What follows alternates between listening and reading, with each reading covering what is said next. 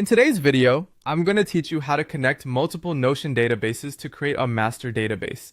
This process will make it easier for you to organize and view your data in one central location.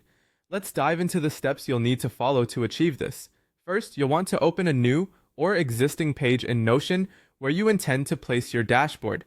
This space will act as your central hub for all linked database views. To get started with linking a database, type the / followed by linked database. You'll see Notion provide you with an option. Go ahead and select this to begin creating your linked view. Next, a panel will appear on your screen.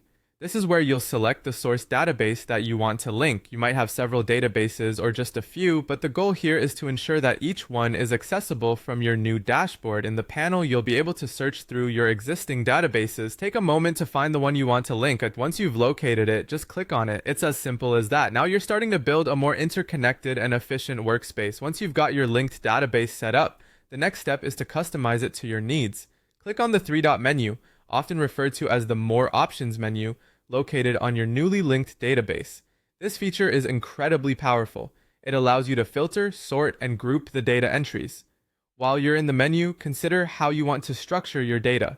You can filter out entries that aren't relevant, sort them based on priority, or group them together by categories that make the most sense for your workflow.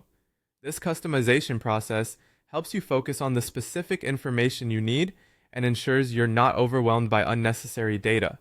By following these steps, you'll have linked multiple databases into one streamlined view that's both comprehensive and tailored to your needs.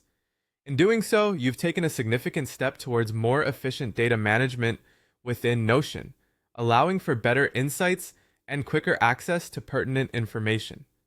That's pretty much all there is to it. This approach not only makes your data more accessible, but also helps in maintaining a cleaner, more organized digital workspace. I hope this tutorial has been helpful.